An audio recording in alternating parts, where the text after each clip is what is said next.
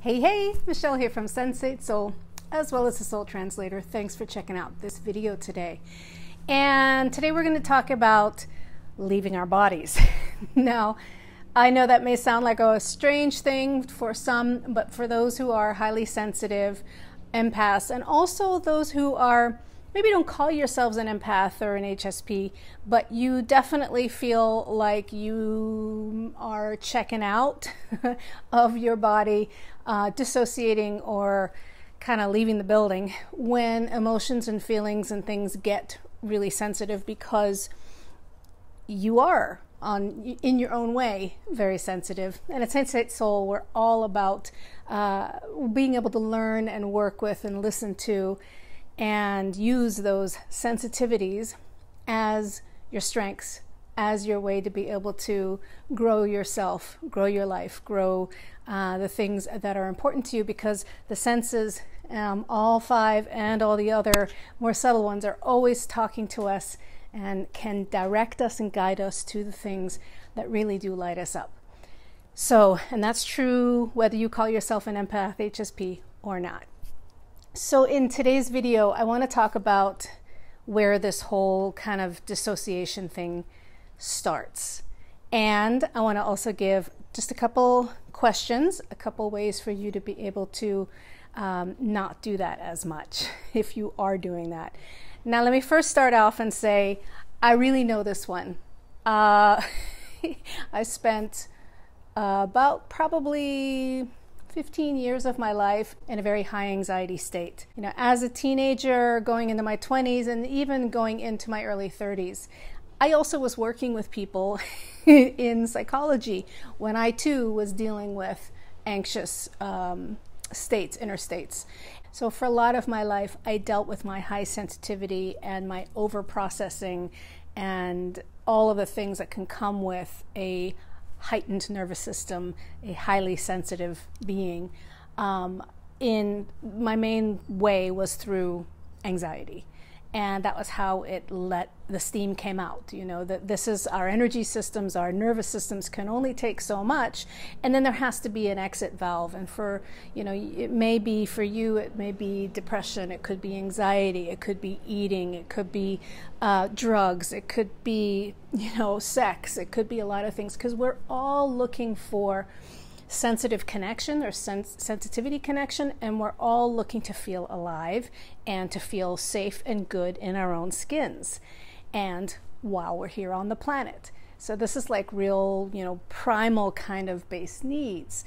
And when our nervous system is feeling too much information, bombarded, emotions aren't getting processed, energy is building up or hasn't gotten released, you know, we're going to feel it's going to come out sideways in some way or another.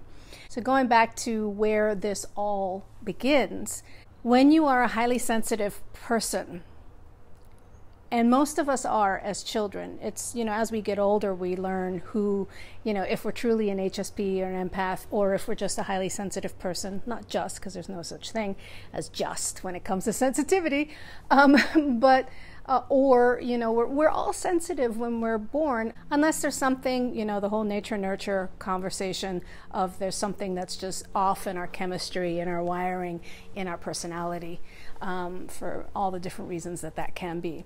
So for most of us, we don't know how to process energy when we're little. You know, think of yourself as a baby and you're perceiving all this stuff, and a lot of babies are highly empathic, and you're, you know, picking up and sensing and all of these things around you, and you're learning, and our brains are in this constant theta state, which is the kind of the only time I use this word, absorbing, when we're just basically downloading, as Dr. Bruce Lipton says, we're just downloading the information of everything around us. And it's really common to learn how to kind of jump out, to disassociate, to leave our bodies, because we don't know how to process so much information, so much stimulation, so much energy and emotion around us. So this can also set up that tendency for us to go into codependence, because, you know, if it's in essence like we're leaking our energy. We're trying to take care of this, we're trying to connect with that, and it's a really easy way to avoid overwhelm and also to avoid our own feelings. So it's kind of like a natural defense mechanism, if you think of it that way, that any sort of system, if it's just getting a lot of TMI, it will start to flatline. It will start to, kind of zone out. Like we all have that, like, when we're scrolling and there's so much information, we start glazing over, our brains, start checking out. That's what happens when there's just overstimulation. So for a lot of empaths and HSPs, and as well those who call and find themselves to be more of a sensitive nature, so our energy can tend to like spill out onto others, into situations. And it's like we've mastered the art of giving away our energy. And that is not good for us. So please do hear that in this, the most important thing here is for you to contain your energy within yourself. So that's the main message here, is to learn how to be able to keep your energy and within your boundaries, within yourself, and to have that conscious, empowered choice of when you're going to be interacting, exchanging, sharing, and doing it in a way so that you are feeling filled up, fulfilled, and energized by experiences, by connection. Because we can get really good at leaving our bodies. And that is not going to serve you. It's not going to serve your life. It's not going to serve your health. And it's really disorienting as well. Because your body, being a sensate being a sensitive, means that your body is like the #1 barometer for you to be able to tune in and sense and, get what's going on. You've got this incredible sensate mechanism of like a feedback, a lie detector, an inspirer, no, that's not right for me, because something changes in your energy. So we really want to be in our bodies as much as possible. So a lot of the telltale signs of whether we may be doing this to ourselves and not taking responsibility for our own energy are probably things that you are already putting two and two together, because I know you're a smart cookie. And it's those things like what? When we're feeling overwhelmed, when we're feeling drained, when we're feeling scattered, when we feel like we're not really home. When we are depleted, when we're feeling way emotional, which can be a part of being an HSP or a highly sensitive person, because there can be a higher level of emotionality. But this is the emotionality that doesn't necessarily feel good. It's just like you're swirling and you can't make sense of your own emotions. So that's another form of dissociation. And then also, if you add any of just the everyday things that you should put a halt on, which is like H for hungry, A for angry, L for lonely, and T for tired. Some women like to add the period at the end there. These things can definitely add to the overwhelm and the feelings of depletion. So if you begin to notice that your energy is declining, or you're kind of checking out, whether that is a heavy feeling, a dissociated, spacey feeling, whether it's anxiety, whether it's a need to just kind of leave the scene, go and take a break, ask yourself, first of all, take a moment, like check in and check yourself and say, what's going on here? And then you also want to ask yourself, am I hurting? Where am I hurting? What am I hurting about? Then also you want to ask yourself, is there anything I'm avoiding?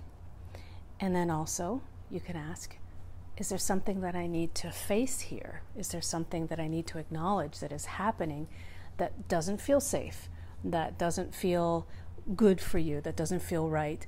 Or also maybe something is being revealed, or something's happening that is putting you a little out of your comfort zone, and there's a good expansion in that, and of course that's going to bring about a little bit of like, oh, can I handle this? Can I handle this? So I'm not saying that that feeling of when you're like kind of checking out and leaving is always because you're overstimulated and leaving the building.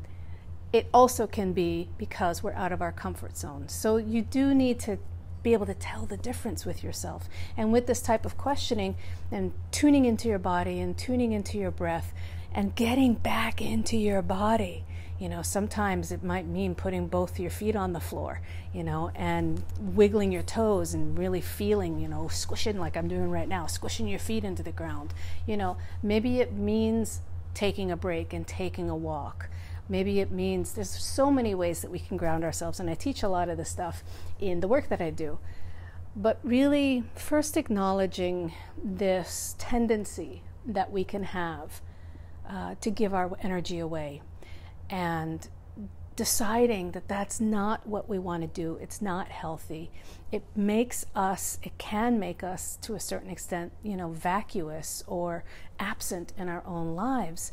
And it's also, and you may not like this, but I'm a straight shooter, it also is irresponsible.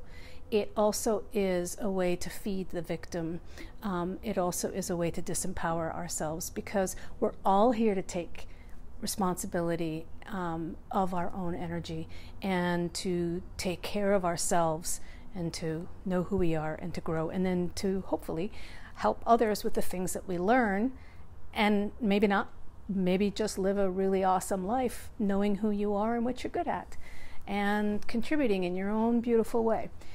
So I would invite you to entertain these ideas, try them on a little bit, see how they feel for you, and please do, next time you feel yourself kind of checking out or dissociating from yourself, come back home, come back to your body, come back to you, feel your senses, feel your feet, take in everything around you, get yourself grounded and present in the moment, ask those questions and be honest with yourself and take care of yourself. And that's how we have these little micro movements, baby steps towards more and more empowerment, self-love, and self-trust.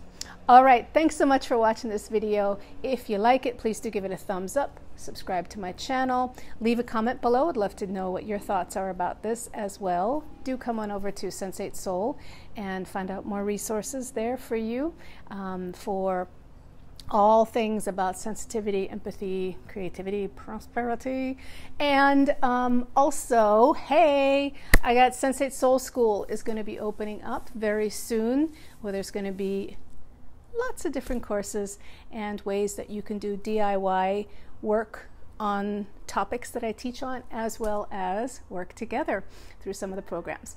All right, take sweet, sweet care. I'll see you in the next video. Bye for now.